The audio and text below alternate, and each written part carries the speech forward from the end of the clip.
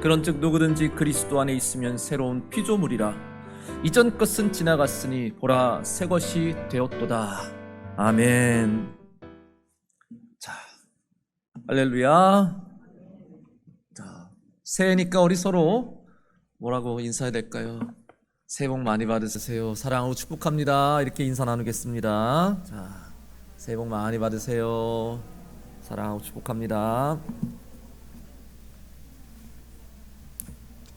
네, 감사합니다. 새해 복 많이 받으십시오, 여러분. 자, 이렇게 희망찬 2021년이 시작되었습니다, 여러분. 하나님의 은혜와 평강이 올해는 더욱더 여러분 삶에 넘쳐나시기를, 그래서 여러분께서 하시는 일마다 다 잘 되시기를, 또한 여러분 삶이 더욱 행복하시기를, 여러분 더욱 건강하시기를, 또한 믿음이 더욱 충만한 복된 한 해가 되시기를 주님의 이름으로 간절히 축원합니다. 믿겨지지가 않습니다, 여러분. 2021년 입에 잘 이게 익숙하지도 않아요. 2020년이 참 좋았는데 2020 좋았잖아요. 물론 돌아보면 참 힘든 일도 많았지만 벌써 2021년이 되다니 믿겨지지가 않습니다. 자, 그러나 어쨌든 새해가 시작됐고요. 이제 예전 것은 뒤로 하고 이제 우리는 앞의 것을 바라보며 가야 될 것 같습니다. 영어에 그런 표현이 있습니다. It cannot get any worse.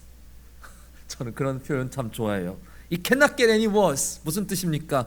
이보다 더 나빠질 수는 없다. 이보다 더 끔찍해질 수는 없다. 그런 표현이 있어요.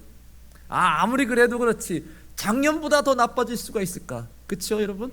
솔직히 말씀드리면 작년보다 더 나빠질 수 있겠어요? 분명 더 좋아지겠죠. 올해는 분명 작년보다 더 희망찬, 더 좋은 한 해를 우리가 기대해 볼 수 있을 거라고 믿습니다. 할렐루야. 네. 올해도 분명히 엄청난 변화의 바람은 불어올 것입니다.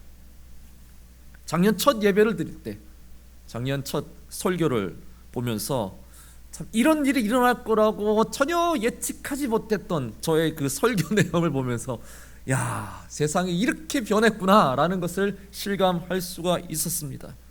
아무도 예상 못했어요. 첫 주에 그런 예배를 드릴 때 말이죠. 자, 엄청난 변화가 왔습니다. 그리고 분명 올해도 많은 변화가 일어날 거라고 생각됩니다. 많은 것이 변화될 것입니다.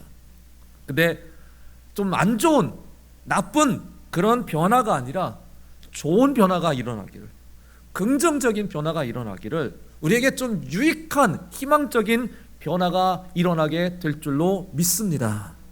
예. 세상은 예전 같지 않을 거예요. 다시 뒤로 돌아갈 수가 없습니다. 자, 앞을 바라보고 가야 되고, 우리 변화하는 세상에서 좋은 변화를 이끌어낼 수 있어야 합니다. 이렇게 격동하는 변화의 시대에 우리는 잘 준비해야 됩니다. 대비해야 돼요. 엄청난 큰 고난을 겪고 나면 분명히 뭔가 달라져 있습니다. 뭔가 변화가 되었습니다. 우리도 이런 큰 고난을 겪고 예전 같지 않습니다. 우리도 다 변화되었어요. 고난이 그냥 왔다가 사라지는 게 아닙니다. 우리 삶에 많은 영향력과 큰 변화를 주었던 것이죠. 우리 생각과 우리 사고방식에 많은 변화를 주었습니다. 우리의 상황과 우리 처한 환경도 엄청난 변화가 있었습니다.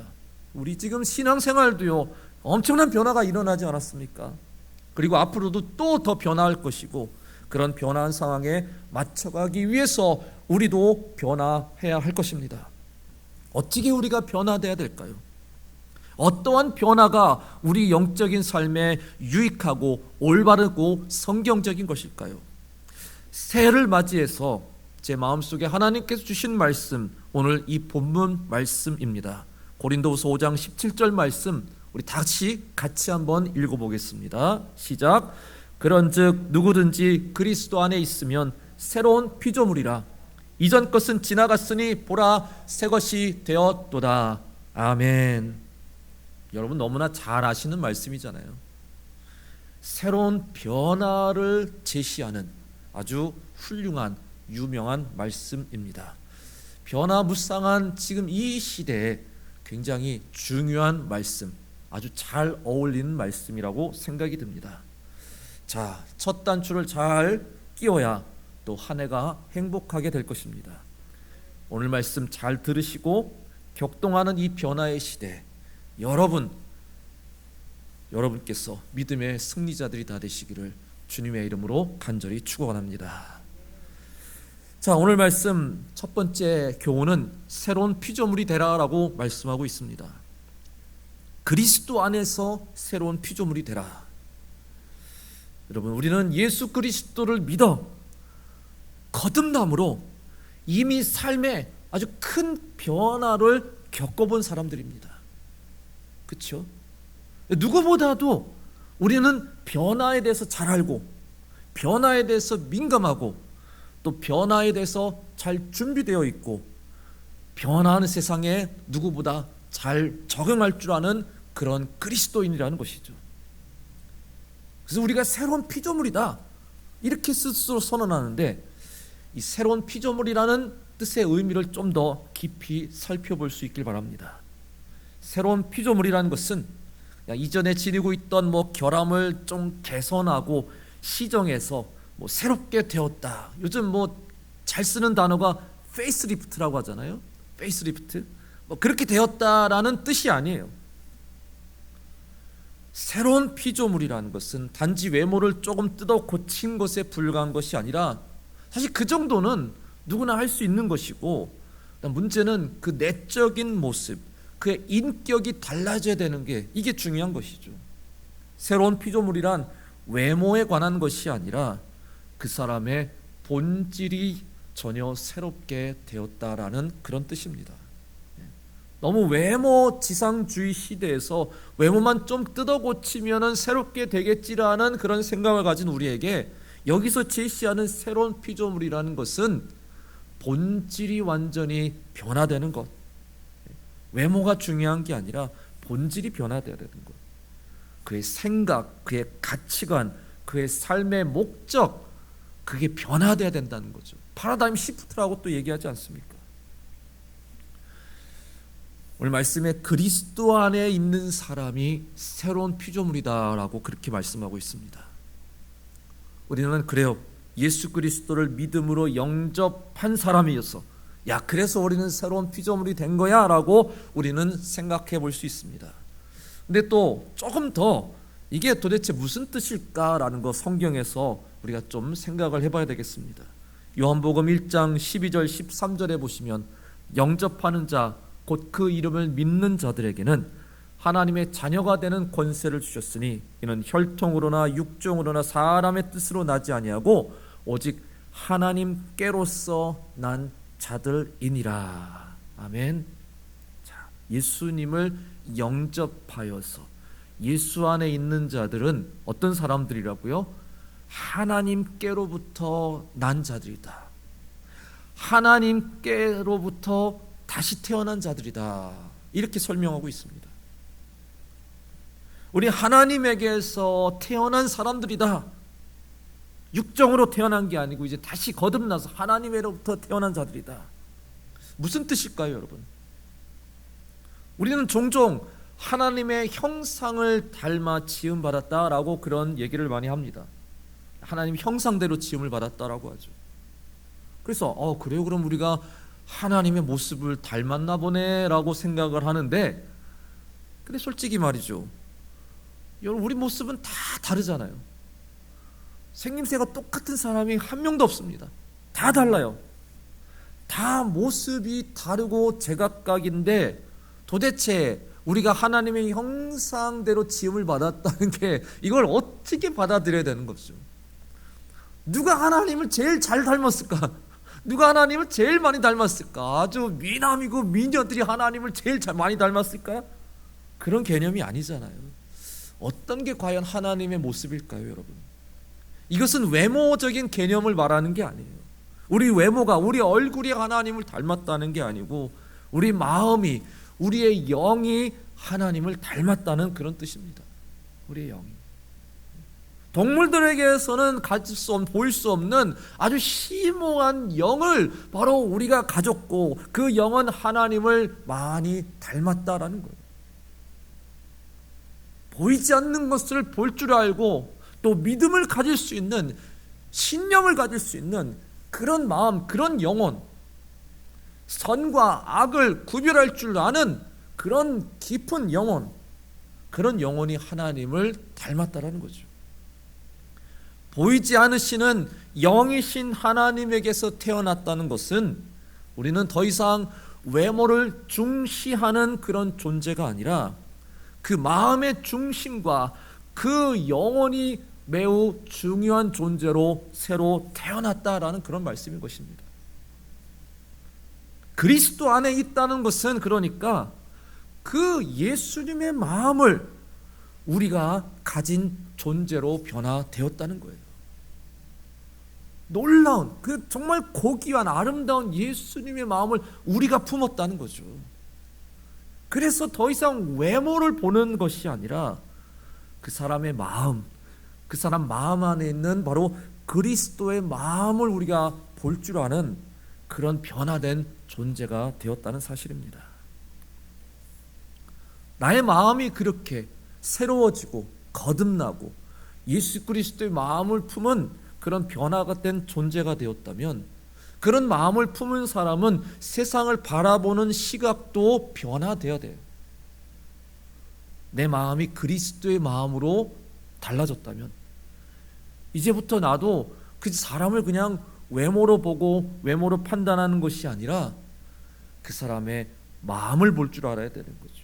그 마음에 있는 예수 그리스도의 영을, 성령의 영을 바라볼 줄 아는, 영을 바라보는 그런 믿음의 시각을 우리가 가져야 된다는 말씀입니다. 오늘 말씀에서도 보라, 새 것이 되었도다 이렇게 말씀하고 있어요. 보라고 해요.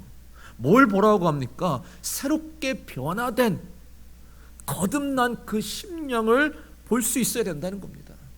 나도 예수 그리스도 안에서 새로운 피조물이 되었는데 저 상대방도 예수 그리스도 안에서 새로운 피조물이 되었음을 서로 볼 줄 아는 영적인 안목을 우리가 이제는 갖추어야 한다는 것입니다. 내 안에 변화가 일어났다면 그것은 나 안에서만의 변화가 아니라 내가 바라보는 세상도 변화가 되어야 돼요. 내가 바라보는 환경도 변화가 되어야 돼요. 내가 바라보는 그 사람도 변화가 되어야 된다는 사실입니다. 성경에서 강조하는 말씀이 뭡니까? 우리 그리스도인은 세상을 어떻게 바라봐야 된다고 말씀합니까? 모두가 다 예수 그리스도처럼 보여야 된다라고 분명히 성경에서 말씀하고 있어요. 골로새서 3장 23절에 무슨 일을 하든지 마음을 다하여 주께 하듯 하고 사람에게 하듯 하지 말라, 이 말씀이 있죠. 누구든지 주님을 대하듯이 대하라 말씀하고 있습니다. 어떤 사람이든 예수님을 바라보듯이 그 사람을 바라보고 예수님께 대하듯이 그 사람을 대해야 된다라고 분명히 말씀하고 있죠. 몇 주 전에도 우리가 마태복음 25장 말씀을 나눴었는데 예수님께서 심판 때 모든 사람들을 다 모아놓으시고 그 마지막 심판 때서 어떤 판결을 내리십니까? 어떤 기준으로 판결을 내리세요? 보시면 너희가 여기 내 형제 중에 지극히 작은 자 한 사람에게 한 것이 곧 나에게 한 것이니라 이렇게 말씀합니다. 어떤 사람이 구원을 받는다고 합니까? 지극히 작은 자 한 사람까지도 그 사람을 예수님처럼 바라보고 예수님처럼 대하고 예수님처럼 그를 섬겼다면 그 사람이 바로 구원을 받는 사람이다 라고 그렇게 말씀하고 있어요. 여러분, 옆에 있는 사람을 바라보시면서 당신이 예수님입니다 라고 고백하는 거 쉽지 않죠. 한번 해볼까요? 지금 옆에 있는 분 보시면서 당신은 예수님입니다. 네. 당신의 모습에서 예수님이 보이십니다. 이렇게 하는 게 나을 것 같아요. 네. 당신의 모습에서 예수님이 보입니다. 네. 옆 사람에게서 선하신 예수님이 보인다면 그러면 여러분이 바로 구원받을 자격이 있는 사람들입니다. 근데 어떻게, 아니 솔직히 안 보이는데요. 솔직히 안 보여요. 뭐가 보여 그게. 보이려면은 내 마음이 예수님으로 가득 차야 상대방이 선한 예수님처럼 보일 수 있다는 거예요. 내 마음이 아직 예수님의 은혜로 가득 채워지지 않으면 그냥 그 사람 그대로 그 외모대로 보이겠지만, 내가 성령으로 충만하면 그냥 누구든지 다 아름다운 예수님처럼 보이게 된다는 사실입니다. 그거를 한마디로 예수님에게 정말 미쳤다 이렇게 말할 수 있어요. 그냥 보이는 게 다 예수님 뿐이라는 거예요. 오늘 13절에도 보시면은 이런 말씀이 나와요. 우리가 만일 미쳤어도 하나님을 위한 것이요. 사도 바울이요, 우리 다 미친 사람들이에요. 하나님께 미친 사람들 이렇게 얘기하고 있어요. 뭔가에 미쳐야 되는데 하나님께 미친 사람이다. 우리는 예수 그리스도에게 미친 사람입니다. 그 정도의 예수에 대한 열정, 그 정도의 예수의 은혜가 내가 가득 차 있으면 보이는 건 다 예수님밖에 안 보인다. 이렇다는 거예요. 자나깨나 예수님이 보이고, 내 자녀도 예수님처럼 보이고, 내 형제도 예수님처럼 보이고, 내 아내도, 내 남편도 예수님처럼 보이고, 지나가는 사람도 예수님처럼 보이고, 내 원수도 예수님처럼 보이고, 다 예수님처럼 보여야 된다는 거예요. 그리고 그렇게 예수님처럼 사람들을 섬겨야 된다는 것이고요.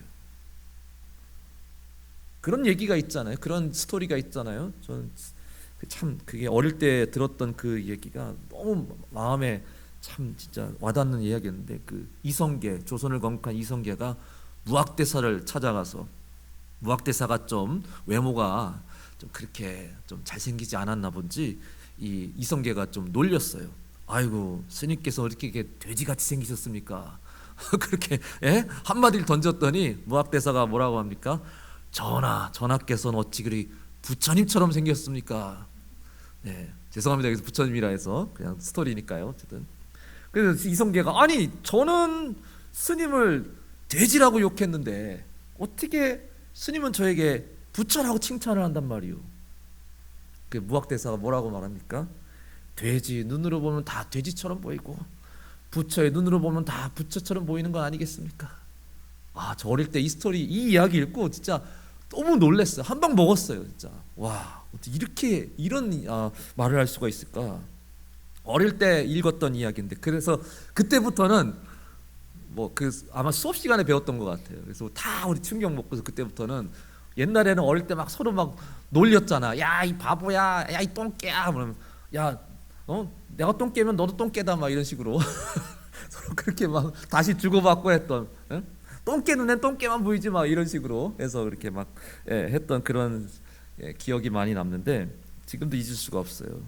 불교와 많이 우리가 다르긴 하지만 그 스토리는 그래도 왠지 성경 말씀과 참 비슷한 것 같다라는 그런 생각이 듭니다. 사도 바울도 외모가 참 볼품이 없었다 그래요. 아주 은혜로운 사도였지만 외모가 너무 볼품이 없었어요. 아마 대머리였을 거고, 코도 매부리코라고 그러고, 시력도 안 좋아서 막 이렇게 막 했고, 키도 작고, 오랜 전도 여행으로 피부는 그냥 다 가무잡잡, 아주 그냥 다 거칠고 깡마르고 메마르고 아주 고집스럽게 생긴 그런 모습 있잖아요. 참 사람들이 볼 때는 뭐랄까요, 매력이 없는 그런 모습이었을 텐데, 근데 사도 바울을 아는 사람들은 바울을 외모로 절대 판단하지 않았습니다.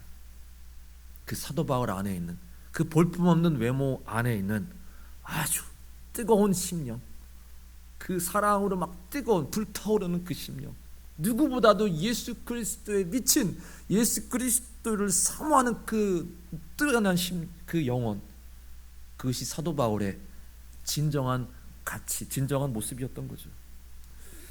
사랑하는 성도 여러분, 우린 다 그리스도 안에서 새로운 피조물인 줄로 믿습니다. 우리는 다 예수 믿어 거듭난 자들입니다. 새롭게 태어난 사람들입니다. 예수 그리스도의 마음, 그 마음을 가진 사람들입니다. 그리스도라는 그 보배를 우리 마음그릇에 품은 사람들입니다. 우리는 사람을 그저 외모와 육신으로만 보지 말고 그 사람 마음에 있는 예수 그리스도의 영을 볼 줄 아는, 우리가 그리스도로 가득 차 있으면 그러면 우리가 보이는 모든 것도 다 예수 그리스도처럼 보이게 될 것입니다.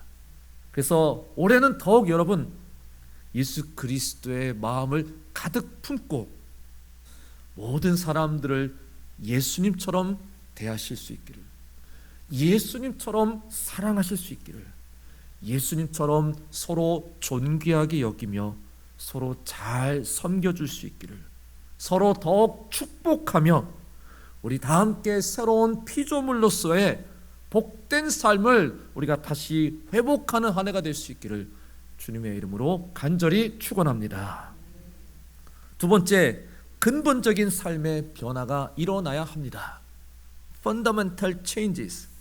새로운 피조물이라, 아까 말씀드렸듯이 그 본성이 새로워지는 거죠. 근본이 새로워지는 것. 여기서 새로운이라는 이 형용사는 고린도후서 3장 6절에도 똑같이 쓰입니다.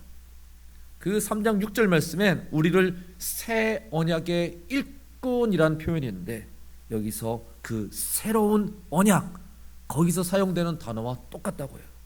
그 3장 6절을 다시 한번 읽어보면요, 그가 또한 우리를 새 언약의 일꾼 되게 만족하게 하셨으니 율법 조문으로 하지 아니하고 오직 영으로 함이니 율법 조문은 죽이는 것이요 영은 살리는 것이니라. 아멘. 이 말씀에서 우리는 옛날 율법을 더 이상 우리가 지키지 않고 이제 새 율법을 지키는 새 언약의 일꾼이 되었다라고 그렇게 설명하고 있어요. 옛날 율법은 죽이는 것이었고 새 율법은 이제 살리는 것이다. 그래서 죽이는 율법을 우리는 더 이상 따르지 않고 이제는 살리는 새 율법을 따르는, 그것을 지키는 자가 되어야 된다라고 우리에게 말씀하고 있습니다. 사도 바울 시대에도 엄청난 세상의 변화가 일어났어요. 유대인으로서 그동안 오랫동안 지켜오던 유대의 전통 율법을 사도 바울도 그동안 철저히 지키고 따르고 있었는데, 그것이 생활 방식이고 그 유대인으로서는 그 생활의 전부였어요. 하지만 그 율법을 버리고 이제 새 율법을 따르겠다, 예수 그리스도께서 세우신 새 율법을 따르며 살겠다라고 그렇게 선언하고 있는 것입니다. 예수님의 새 율법은 무엇입니까? 요한복음 13장 34절에 나오죠. 새 계명을 너에게 주노니 서로 사랑하라. 내가 너희를 사랑한 것 같이 너희도 서로 사랑하라. 아멘. 예수님이 주신 새 계명은 바로 서로 사랑하라입니다. 물론 이게 완전히 새로운 계명은 아니에요. 원래 율법의 참된 의미가 사랑이라는 것이죠.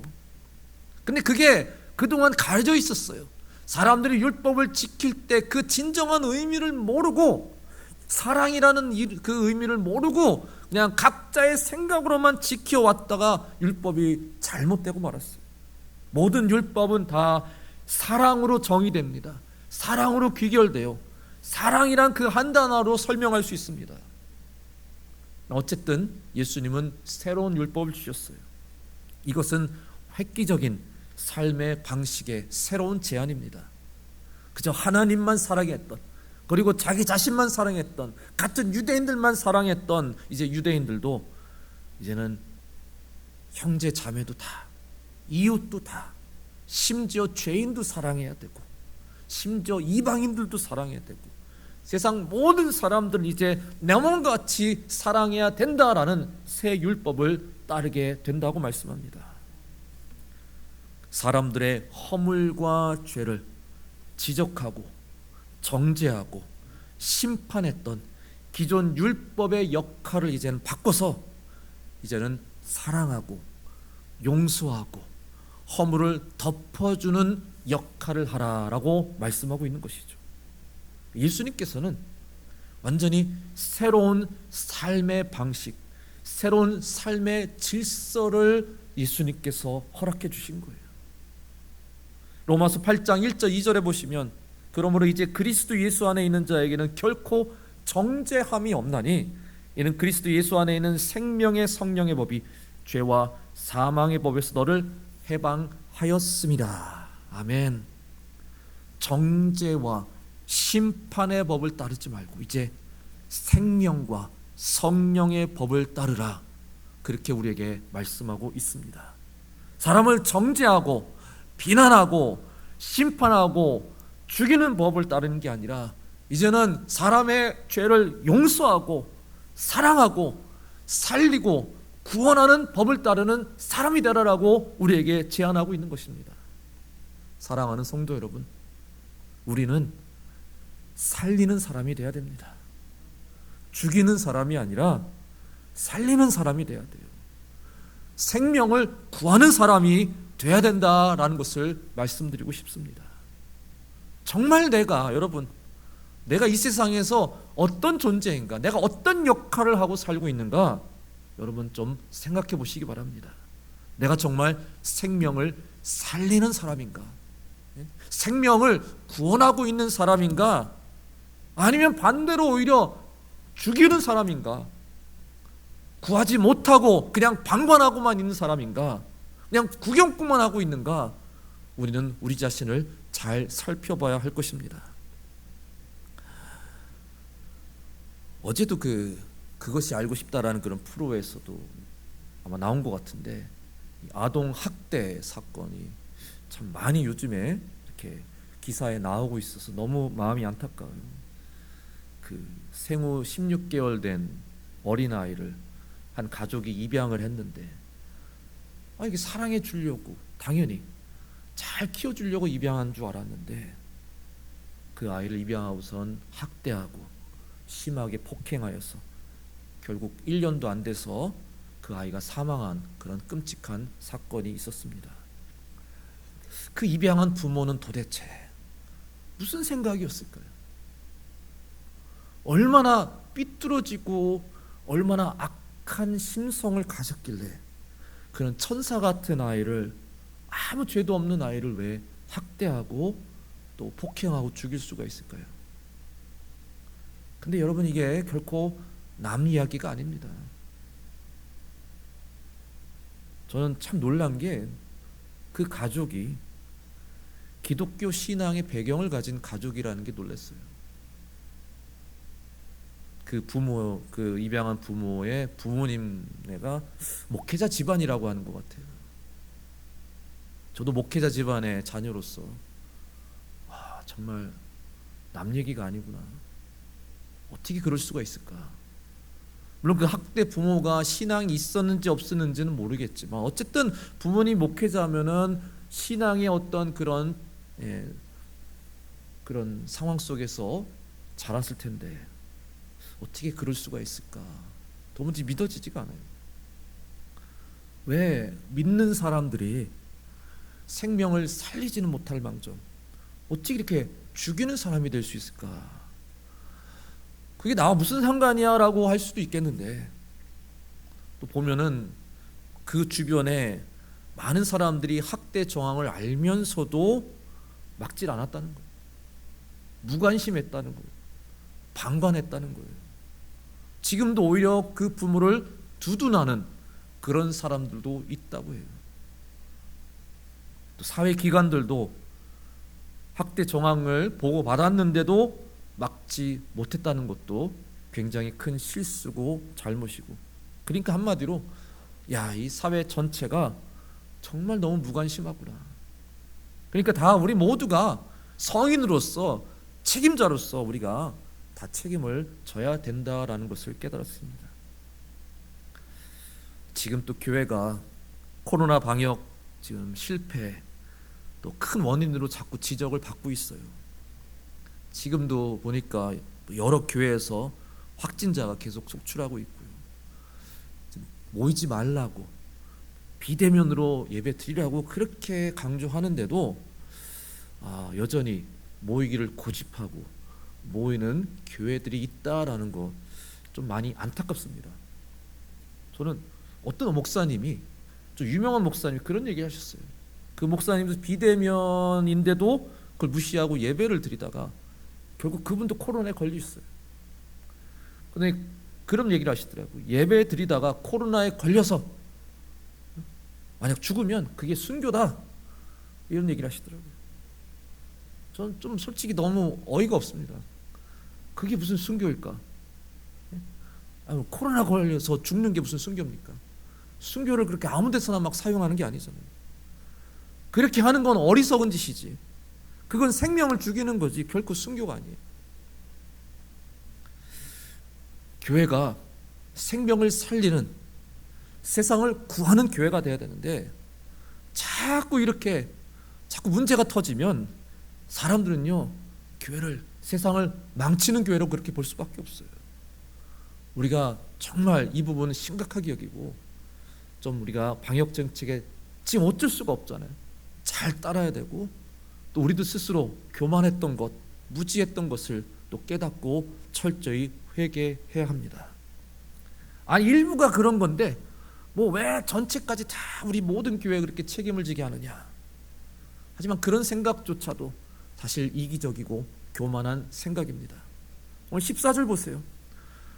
우리가 생각하건대 한 사람이 모든 사람을 대신하여 죽었은즉 모든 사람이 죽은 것이라. 한 사람의 죽음이 모든 사람의 죽음으로 대표될 수 있다라고. 한 교회의 실수가 모든 교회의 실수로 대표될 수 있다는 것을 또한 시사하는 말씀입니다. 우리가 얼마나 그동안 교만하고 어리석었는지, 그냥 우리끼리 잘 뭉치면 괜찮겠지라는 그런 고지식했던 우리의 사고방식, 이제 우리가 좀 변화되지 않으면, 바뀌지 않으면 우리 교회는 자꾸 죽어가는 교회가 될 수밖에, 세상을 망치는 교회로 낙인 찍힐 수 있다는 것을 우리는 좀 깨달아야 될 것입니다. 어떻게 우리가 다시 세상을 살리는 교회로 회복할 수 있을까요? 어떻게 다시 생명을 살리는 교회로 회복할 수 있을까요? 꼭 회복해야 됩니다. 더욱 하나님께 우린 기도해야 돼요. 생명을 살리는 분은 오직 하나님밖에 없기 때문에, 하나님만이 우리를 구원해 주실 수 있는 분이시기 때문에, 우리의 기도를 들어주시는 분은 하나님이시기 때문에 우리는 우리 스스로의 힘으로 생명을 구한다라는 것이 아니라, 하나님 우리를 구원해 주시옵소서, 하나님 우리를 생명을 살려 주시옵소서, 우리 기도를 통해서 다시 생명을 살리는 교회를 회복할 수 있어야 될 것입니다. 말씀 속에 들어있는 생명력을 다시 얻어내서 우리 하나님의 말씀으로 다시 살아있는 생명력 있는 교회를 회복시켜야 될 줄로 믿습니다. 또 사랑함으로써, 더 뜨겁게 사랑함으로써 죽어가는 우리 심령들이 다시 뜨겁게 회복돼야 될 줄로 믿습니다. 더 뜨겁게 사랑하시고, 더 서로 용서하시고, 허물도 덮어줄 줄 아는 우리 사랑으로 서로 섬기는 사람들이 되며, 교만하지 말고 더욱더 겸손한 신앙의 사람들이 다 되기를 간절히 소망합니다. 올해도 코로나 바이러스의 기세가 그렇게 쉽게 누그러들 것 같지는 않습니다. 그게 현실이에요. 그 말은 올해도 어쩌면 비대면 예배가, 온라인으로 예배를 드려야 되는 날이 많이 있을지도 모르겠다는 말씀입니다. 참 답답하고, 또 이러한 변화가 우리에겐 결코 달갑진 않지만 그래도 어쩌겠습니까? 그 변화에 맞춰서 우리도 생활 방식을, 사고 방식을, 우리 신앙생활의 방식을 우리도 변화시켜 나가야 됩니다. 지금은 우리는 모일 수가 없습니다. 그러면 흩어져서 각 가정에서 정성껏 예배 드릴 수 있어야 됩니다. 여러분도 빨리 변화에 적응하셔야 돼요. 온라인 예배, 그건 은혜스럽지가 못해, 난 못하겠어가 아니고, 여러분도 이제는 익숙해지고 적응하셔야 됩니다. 온라인 헌금도 난 그렇게 헌금 못해, 아니, 하실 수 있어야 돼요. 해보셔야 돼요. 가정 예배문, 그냥 뭐 쓰레기통에 바로 집어넣지 마시고, 그거 가정 예배문으로 예배도 잘 드려보도록 노력해 보시기 바랍니다. 그것마저 우리가 하지 않는다면 여러분 신앙생활을 어떻게 지켜나가겠습니까? 여러분 어떻게 생명력을 가지고 이 세상을 어떻게 다시 회복시킬 수 있겠습니까? 이 아름다운 세상도 점점 죽어가고 있어요. 쓰레기가 넘쳐난다고 합니다. 재활용도 넘쳐나서 더 이상 받아줄 데가 없다고 해요. 우리 기독교인들도 누구보다 먼저 쓰레기 줄이는 데도 좀 앞장서야 되고, 좀 이 자연이 더 죽어가기 전에 우리가 좀 스스로 노력해서 이 아름다운 세상을 다시 살리고 회복하는 데 앞장서는 우리 그리스도인들 교회가 될 줄로 믿습니다.